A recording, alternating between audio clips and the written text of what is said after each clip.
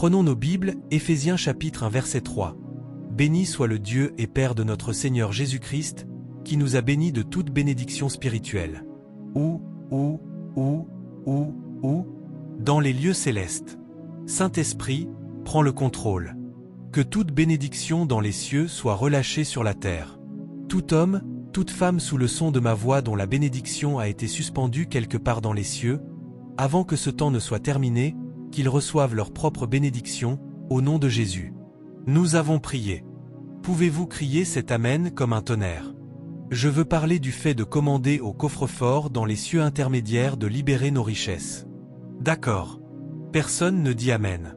Les coffres-forts, les banques dans les cieux intermédiaires. L'autre jour, je parlais de ceux qui sont dans l'eau. Celui-ci est un autre endroit, appelé les coffres-forts dans les cieux intermédiaires, dans les cieux. Maintenant, Dieu dit qu'il nous a déjà bénis. Il nous a déjà bénis de toute bénédiction spirituelle. Combien de bénédictions? Combien? Toutes, monsieur. Il n'y a aucune bénédiction manquante, il ne manque rien. Dieu t'a déjà tout donné. Dis Amen. Amen. Il nous a donné toutes les bénédictions spirituelles. Où? Dans les lieux célestes. C'est beau, c'est puissant. Mais il y a deux problèmes avec cela. Le premier problème, c'est que cette bénédiction, la faveur, la richesse, la prospérité dont tu as besoin pour survivre sur cette terre, n'est pas ici. Elle est domiciliée dans les cieux, dans les lieux célestes. Donc, en réalité, tu as maintenant deux problèmes. Le premier problème est, comment obtenir ce qui t'appartient, ce qui t'a déjà été donné, ce qui a déjà été marqué par Dieu comme ta part sur la terre? Comment le faire descendre du ciel sur la terre? Le deuxième problème est que cela se trouve dans les lieux spirituels. Comment le faire sortir de la sphère spirituelle? Il dit, je t'ai déjà béni de bénédictions spirituelles, de toutes les bénédictions spirituelles. Comment passer de spirituel à physique? Comment passer de spirituel à physique, à de l'argent comptant, des biens, des propriétés? C'est de cela que nous parlons aujourd'hui. Tout ce qui t'appartient et qui est quelque part suspendu là-bas, Père, aujourd'hui je fais une demande, Amen, que du spirituel cela devienne physique, Amen, que du céleste cela entre dans le domaine terrestre, Amen. Localise la maison de ce frère, localise l'adresse de ce système, Amen, mon Dieu. Bien sûr, vous savez qu'il y a 3 cieux. Paul dit, je connais un homme qui est monté jusqu'au 3e ciel et il a vu des choses. C'était l'apôtre Paul, dans 2 Corinthiens 12 verset 2. Le premier ciel, c'est l'air que vous respirez maintenant, toute cette atmosphère, les nuages que vous voyez, les cieux atmosphériques. Le deuxième ciel est là où se trouvent vos véritables défis et les miens. On l'appelle les cieux intermédiaires, le deuxième ciel. C'est là que se trouve le quartier général de Satan, c'est là que les principautés et les puissances, ce qu'on appelle les anges déchus, opèrent. Pas les démons opèrent sur la terre. Les démons et les esprits mauvais ne sont pas la même chose que les anges déchus. Je ne sais pas si je me fais bien comprendre ici. Les anges déchus, ce sont des êtres puissants, très puissants. Un seul ange déchu peut être en charge de plus de 500 milliards de démons.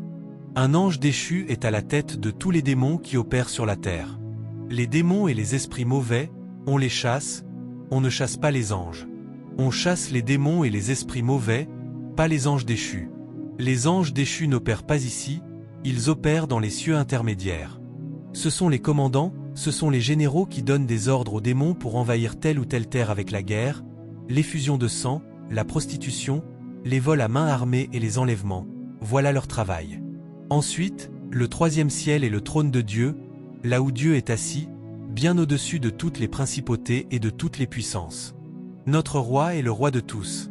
Allez, allez, allez, monsieur, vous avez choisi le bon. Le simple fait que Jésus soit ton Seigneur signifie que tu es au-dessus des sorcières et des sorciers. Le niveau le plus élevé où ils peuvent opérer, c'est le 2e ciel. C'est de là qu'ils tirent leur pouvoir. Mais toi, en Dieu, tu as le plus élevé des plus élevés.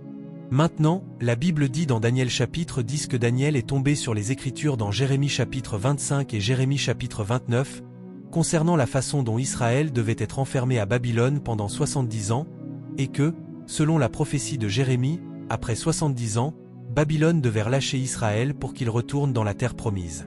Et tandis que Daniel étudiait ces Écritures, Il réalisa que les 70 ans étaient déjà accomplis et que nous étions toujours à Babylone.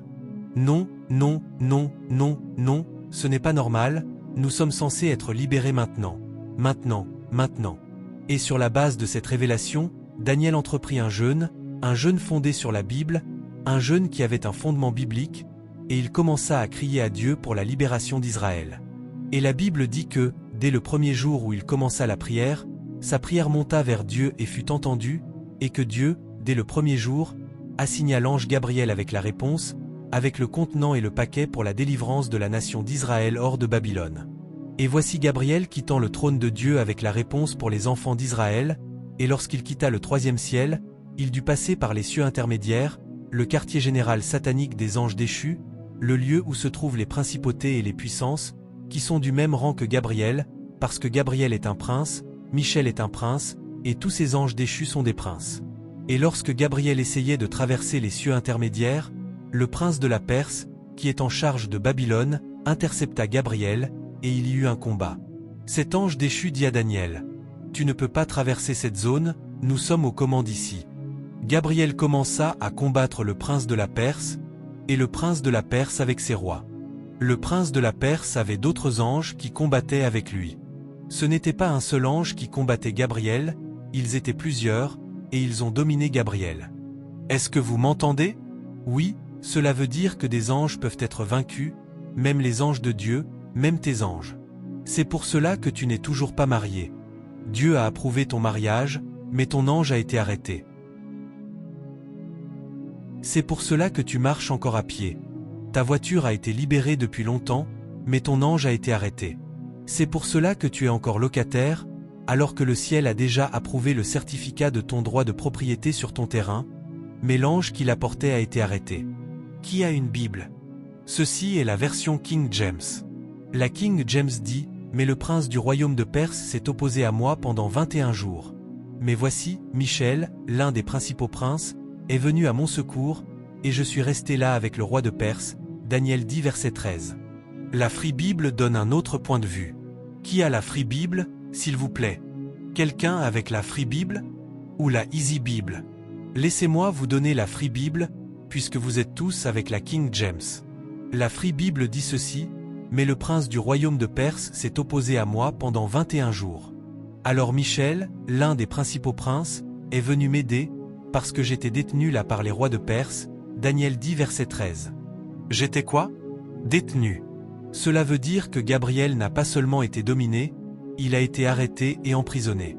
Gabriel a été enfermé dans la prison des cieux intermédiaires pendant 21 jours, il a été détenu. Est-il possible que tu sois ici en train de croire Dieu pour un miracle, pendant que ton ange a été détenu? Est-ce possible? Ce n'est pas seulement Gabriel qui a été détenu, la réponse qu'il apportait, le colis, le contenant, le paquet ont aussi été capturés. Père, je prie pour quelqu'un aujourd'hui. La chose qui a été retenue pendant longtemps, pour laquelle ils ont cru et cru et cru, et jusqu'à maintenant rien ne s'est passé, qu'il y ait une libération, Amen. Ce qui a aidé Daniel et la nation d'Israël, c'est le fait que Daniel a refusé d'abandonner. Daniel est resté persévérant dans la prière, le jeûne a continué, la prière a continué. Il a dit, « Je n'abandonnerai jamais jusqu'à ce que la réponse arrive. » Monsieur, je veux vous conseiller, ne dites pas « Je pars pour un jeûne de 3 jours », ne dites pas « Je pars pour 7 jours », ne dites pas « Je pars pour 21 jours », je pars pour 30 jours, je pars pour 40 jours. Arrêtez de donner du temps à Dieu. Votre devoir est de prier jusqu'à ce que, quand vous donnez un temps à Dieu et que vous avez conclu votre propre temps, si Dieu n'a pas conclu de son côté, vous sortirez à vide. Jésus a dit aux disciples, Luc 24 verset 49, « Demeurez à Jérusalem jusqu'à ce que la promesse du Père vienne sur vous. » Jésus ne leur a pas dit d'attendre 10 jours. Ils attendaient là, et il se trouve simplement que c'est au 10e jour que la gloire est descendue. Si la gloire n'était pas descendue au 10e jour, ils auraient continué 11 jours, 12 jours, 30 jours, jusqu'à ce que. Il n'existe pas de jeûne de Daniel de 21 jours. Il n'y a rien de tel. Daniel priait, priait, priait, et il se trouve que c'est au 21e jour que Gabriel est descendu, et c'est à ce moment-là qu'il a arrêté le jeûne. Monsieur, tout jeûne que vous commencez et que vous arrêtez, ainsi que les prières, avant que la réponse n'arrive, eh bien, c'était un bon exercice, vous avez essayé, mais vous n'êtes pas censé donner des temps et des dates à Dieu, ni dire à Dieu: Père, si tu ne viens pas dans les 7 prochains jours, je jetterai ma Bible. Vous pouvez jeter votre Bible, Dieu restera toujours sur le trône. Vous êtes censé rester dans cette consécration jusqu'à ce que. Et c'est au 21e jour. Quelqu'un qui prie depuis longtemps, ta réponse arrive, elle arrive, Amen. C'est au 21e jour que la Bible dit que Dieu a alors libéré Michel, le prince au-dessus de la nation d'Israël, l'homme de guerre appelé Michel. Mon Dieu, je prie pour quelqu'un aujourd'hui qu'un ange plus fort que l'ange qui a été arrêté avec ton miracle, ô Dieu, soit libéré du trône de Dieu, Amen. Tu as besoin d'une mission d'ange plus puissant pour que ces choses qui ont été bloquées et attachées soient libérées.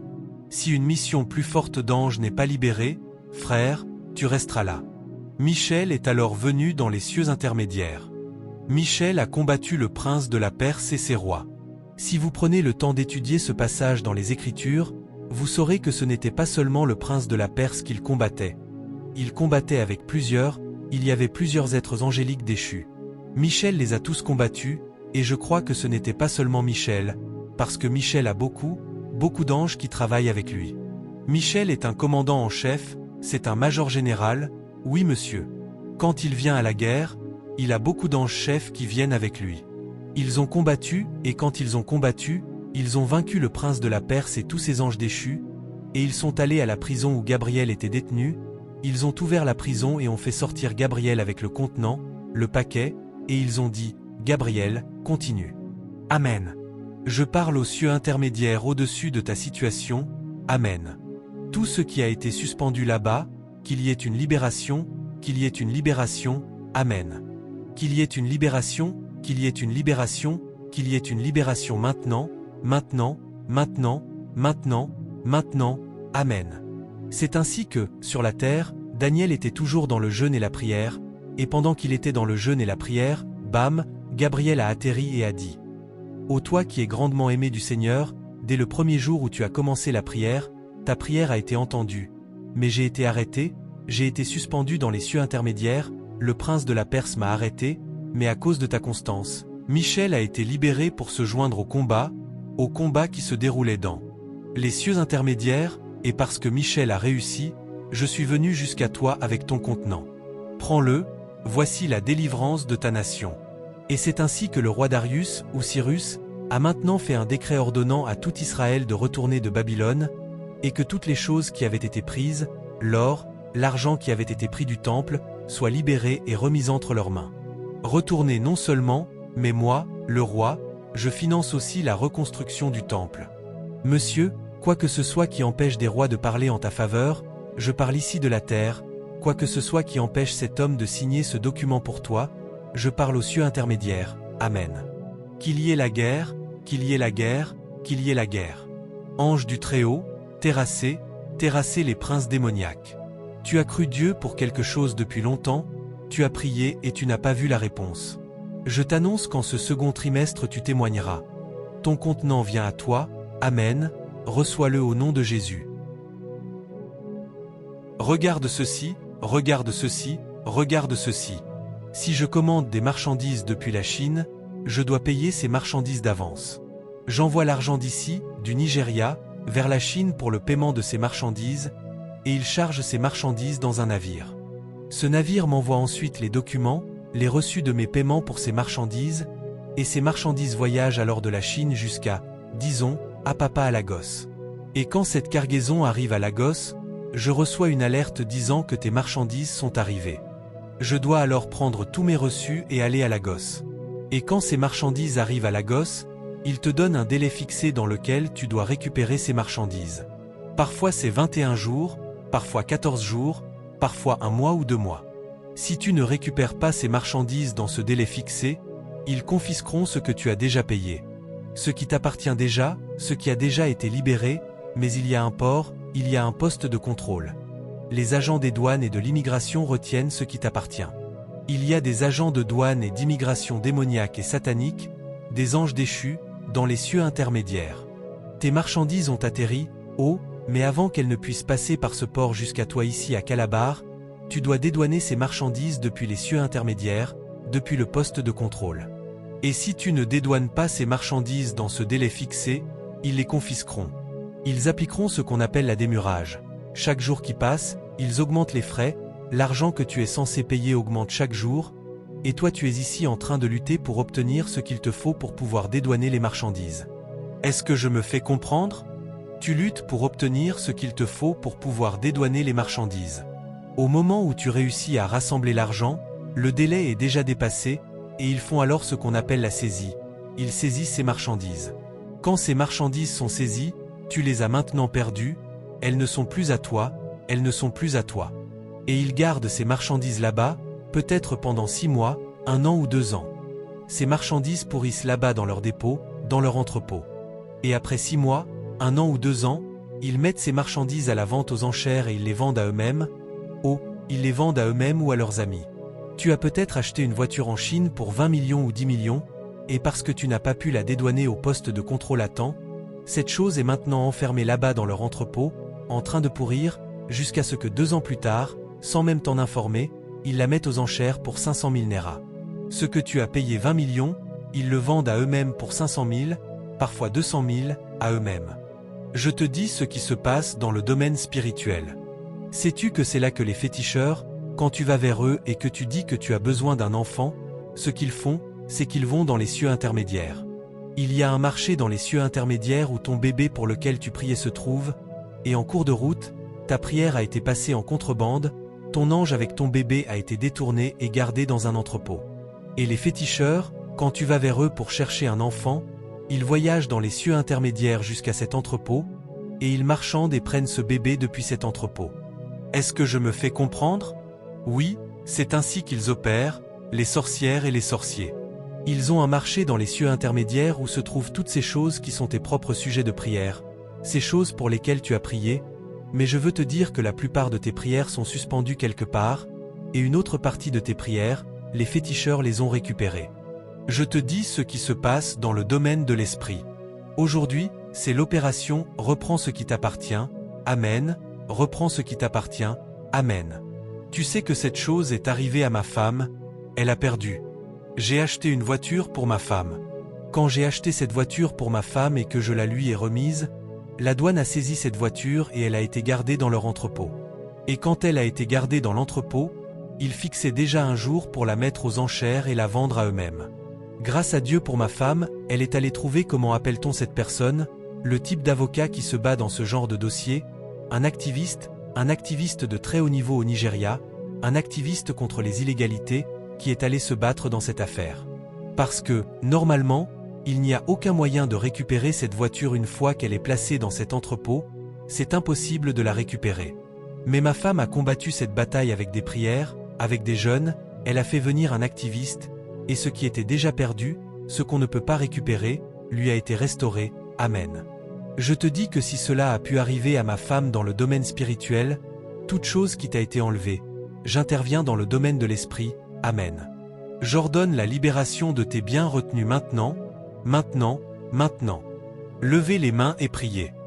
Je souhaite avoir le langage pour communiquer l'importance de cette prière. Je souhaite avoir le vocabulaire. Je te le dis, si cette prière n'est pas exaucée aujourd'hui, tu resteras en attente pendant encore de nombreuses années, parce que ton problème maintenant, ce sont les prières suspendues dans les cieux, c'est ça ton problème. Et l'ennemi veut te voler en te poussant à prendre cette affaire très à la légère. Oui, c'est aussi de la manipulation, parce que si le diable parvient à te faire prendre cette chose à la légère, alors il a réussi. Et je te dis que ce que tu es censé avoir maintenant dans ta main est énorme. Ce que Dieu a déjà libéré et qui est gardé là-haut est très, très grand. Tu dois livrer bataille aujourd'hui, Amen, et arracher cette chose, la saisir et régler cela. Je ne veux pas que ce mois d'avril, mais juin passe et que nous soyons encore en train de lutter pour obtenir ce qui nous appartient réellement. Non, en fait, nous n'attendrons pas jusqu'en juin, nous n'attendrons pas jusqu'en mai, oui monsieur, ce mois même d'avril. Oui, frappe dans tes mains et prie maintenant. Les propriétés ont été suspendues, les mariages ont été suspendus, l'argent a été suspendu. En Jésus, nous avons prié, Amen. Prenez vos places. Laissez-moi partager 3 incidents. Le premier, un frère a eu ce rêve. Pendant qu'il dormait, il a été emmené en esprit dans les cieux intermédiaires, et il a vu le plus grand entrepôt qu'il ait jamais vu. Un tel entrepôt n'existe pas sur cette terre. Cet entrepôt faisait plus de 100 miles sur 100 miles. Et quand il est entré dans cet entrepôt, il a vu tout ce que vous pouvez imaginer sur cette terre.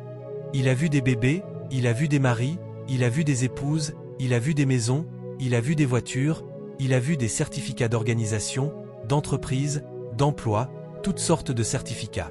Et tout cela s'étendait sur des kilomètres et des kilomètres, et toutes ces choses qu'il voyait étaient pourries, poussiéreuses, rouillées, délabrées, elles avaient été gardées là pendant des années. Et il a demandé à l'ange, « Seigneur, qu'est-ce que je suis en train de voir ?» Et le Seigneur lui a dit, c'était dans un rêve, il lui a dit, « Ce que tu vois, ce sont les prières de mes enfants. Tous ces biens que tu vois sont toutes les réponses aux prières de mes enfants. Je les ai exaucés. Il n'y a rien pour quoi ils prient que moi, Dieu, je ne leur ai pas donné. Je suis un Dieu fidèle, je réponds à tout ce qu'ils demandent. Mais quand ils prient, une ou deux choses se produisent. Soit ils ne sont pas constants dans la prière, ils prient quelques jours et disent « J'ai fini avec cette prière », soit, au milieu de leur prière, ils tombent dans certains péchés qui donnent un fondement légal pour que leur contenant soit suspendu. Sais-tu, pendant que tu es assis là, que cette chose pour laquelle tu pries depuis longtemps a été exaucée depuis longtemps, mais qu'elle est suspendue quelque part? Père, j'unis ma foi avec celle de tes fils et de tes filles. Par la foi, je tends la main dans les cieux intermédiaires. Amen, Amen, dans cet entrepôt. Amen. Ce paquet, ce contenant, Amen, qui appartient légitimement à ta fille, Amen, à ton fils, Amen, je le tire vers le bas maintenant. Maintenant. Il y a un envoi, ton ange va venir à toi dans les 3 prochains jours, Amen. Pour certains d'entre vous, ce sera dans un rêve. Pour d'autres, ce sera sous la forme d'un être humain, Amen. Reçois, Amen, reçois, Amen, reçois, Amen, reçois au nom de Jésus. Le deuxième incident que je veux partager avec vous est un incident réel de ce qui est arrivé à un frère particulier. Son nom était le frère Peter. Il croyait Dieu pour être béni avec une voiture, un véhicule. Il avait besoin d'un véhicule pour la prochaine phase de sa vie, et le type de véhicule dont il avait besoin, il avait calculé que cela lui coûterait 4 millions de Naira. Pendant ce temps, ce qu'il avait en liquide était 2 millions. Il lui fallait encore 2 millions pour avoir sa voiture. Il a assisté à une réunion, peut-être comme celle-ci, et pendant que le pasteur prêchait et parlait des besoins de l'Église et appelait les gens à semer de l'argent pour les besoins de l'Église afin que Dieu libère leurs propres besoins vers eux, il a été touché et provoqué, et il a décidé de semer une semence forte, puissante et douloureuse pour la libération de son propre miracle. Il a sorti 200 000 Naira des 2 millions pour semer dans le projet de l'Église, et il a rencontré le pasteur en personne et lui a dit « Pasteur, je sème ceci non pas parce que j'ai en abondance, j'ai même encore besoin d'un autre million, et à cause de mon besoin, je crois Dieu par la foi, je libère ces 200 000. » Le pasteur a été très touché, il a dit « S'il te plaît, mets-toi à genoux. » Le pasteur a libéré une bénédiction patriarcale, il a été provoqué et a commencé à prophétiser et à déclarer sur le frère pour un miracle financier, et le frère disait Amen. Il s'est levé et il est parti de cet endroit pleinement convaincu qu'il allait recevoir un miracle financier. Il en était si sûr, parce que dans l'esprit, cela s'était déjà produit.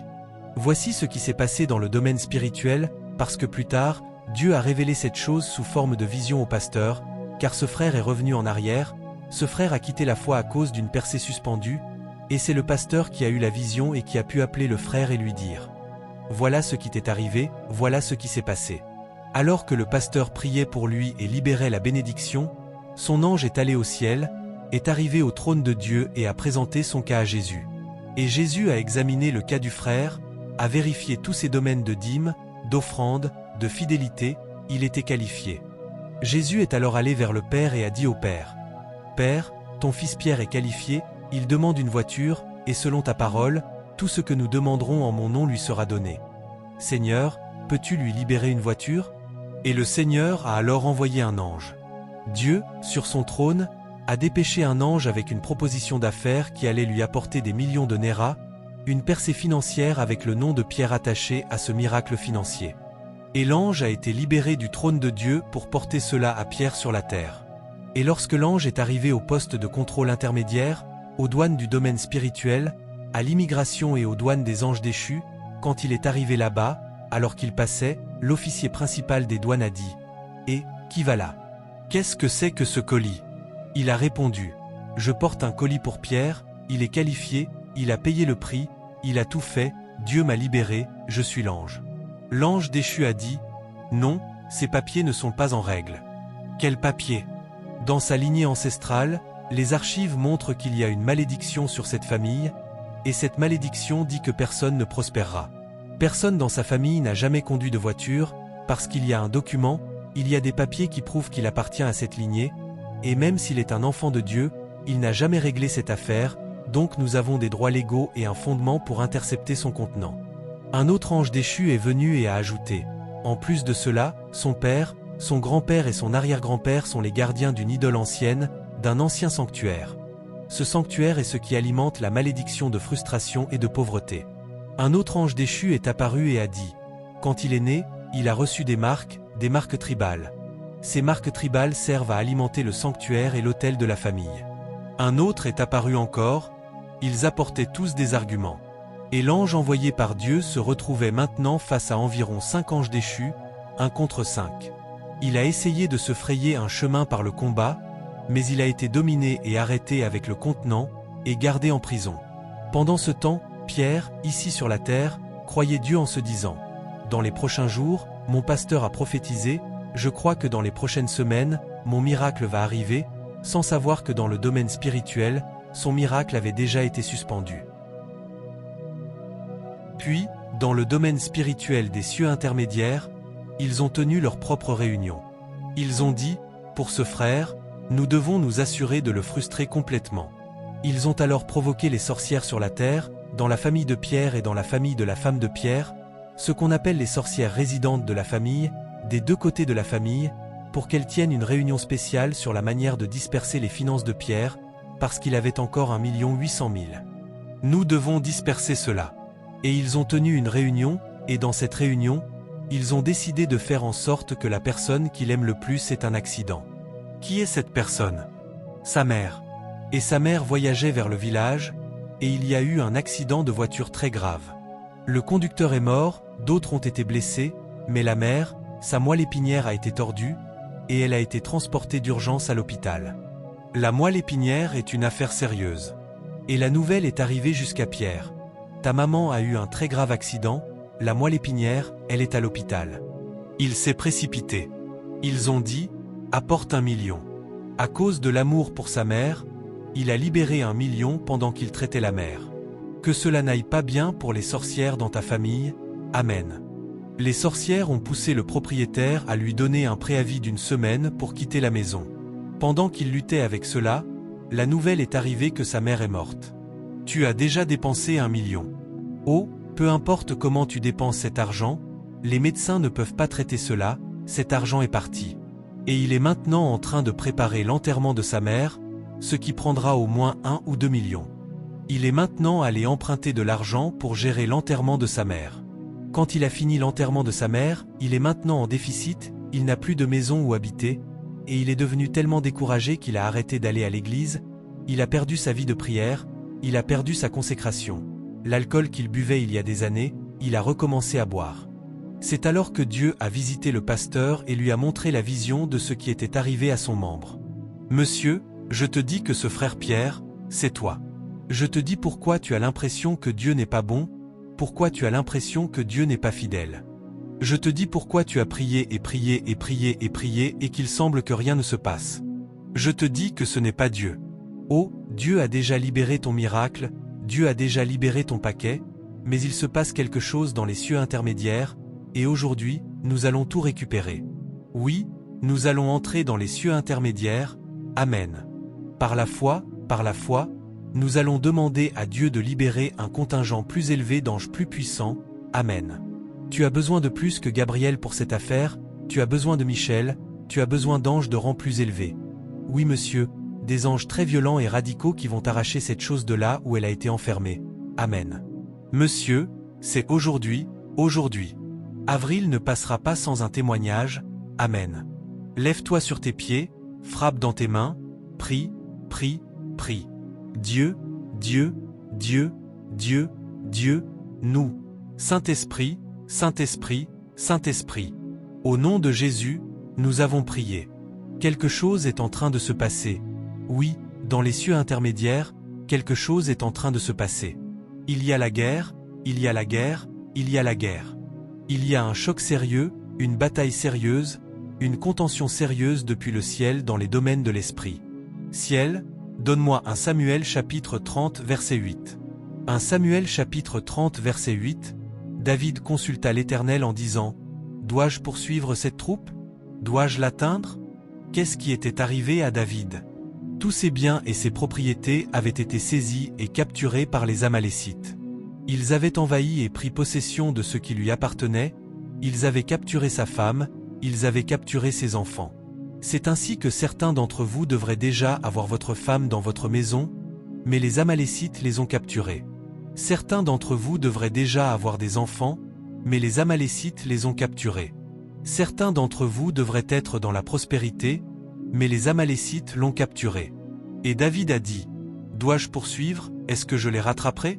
Et Dieu a répondu et a dit, « Poursuis, tu les atteindras sûrement, Amen, tu récupéreras sûrement tout, Amen. Je te prophétise aujourd'hui dans cette maison, Amen, tu les poursuivras, tu les rattraperas, tu récupéreras tout, tout, tout, tout. » La Bible dit que pendant que David commençait à les poursuivre, ils ne savaient même pas où ils se trouvaient. Mais pendant qu'ils étaient en poursuite, ils sont tombés sur un jeune garçon, un Égyptien, qui était esclave de son maître qui était un Amalécite. Et ils ont demandé à ce jeune garçon égyptien, « Connais-tu l'emplacement de ces gens-là? Où sont mes biens ?» Et le garçon a dit, « Je sais, je peux vous conduire vers eux. » Et ce jeune garçon a conduit David et ses 400 soldats fatigués. Frère, tu peux être fatigué, tu peux être faible, mais si tu mènes cette bataille aujourd'hui, tu récupéreras tout, Amen. Ce garçon les a conduits jusqu'à cet endroit. Moi, je suis ce garçon maintenant qui te conduit, Amen. Je te conduis à l'emplacement, Amen, où tes biens et tes propriétés ont été liés, oui monsieur. Je te dis qu'il y a des coffres-forts, il y a des banques dans les cieux intermédiaires, des entrepôts qui ont enfermé tes biens pendant longtemps, mais maintenant, pendant que tu frappes dans tes mains, poursuis, rattrape, récupère tout, poursuis. Au nom de Jésus, Amen. Crie cet Amen 3 fois comme un tonnerre. Je t'ai dit que j'ai partagé 3 incidents, 3 rêves. Le 3e rêve, un Allemand s'est vu dans le rêve emmené par un ange dans les cieux intermédiaires. Là, dans les cieux intermédiaires, il a vu des anges déchus qui gardaient des maisons de trésors, c'est-à-dire des entrepôts remplis de trésors et de richesses. Et il y avait des êtres angéliques très forts, très puissants, qui gardaient ces maisons de trésors.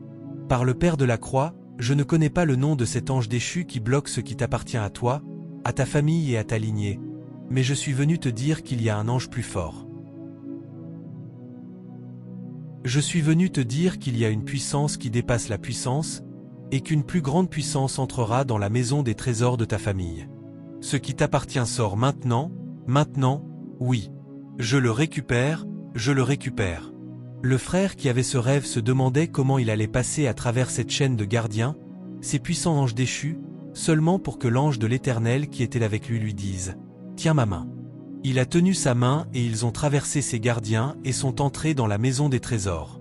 Par la foi, je prends ta main, je me connecte, j'entre dans la maison des trésors de ta famille, dans la maison des trésors de tes ancêtres, l'entrepôt qui t'a été légué par Dieu il y a de nombreuses générations, que l'ennemi avait capturé. Nous y entrons maintenant. Et lorsque ce frère est entré dans la maison des trésors avec l'ange, il a vu des coffres au trésor chargés de toutes sortes d'or, d'argent, de diamants, de trésors, de richesses économiques. Mais il y avait un coffre au trésor particulier, très grand, très puissant, rempli de tant de richesses. Et dans l'esprit, il a été attiré par ce coffre au trésor particulier, et il a demandé à l'ange de l'Éternel, « Puis-je l'avoir » Et l'ange a dit, « Oui, il t'appartient. Ce coffre au trésor est ton héritage ancestral familial. Mon père, c'est ce qui vous a été donné comme famille, mais qui a été volé il y a de nombreuses générations. Il a été gardé ici, mais il est à toi parce que, premièrement, tu es racheté par le sang. Deuxièmement, parce que tu as mené le combat pour la rédemption de ta lignée de sang. Troisièmement, tu as réconcilié tes comptes de servitude ancestrale. Donc, c'est à toi, va le prendre. » Et il se demandait, parce que c'était un coffre au trésor très puissant, plus grand que son corps physique, chargé. Comment vais-je le porter ?»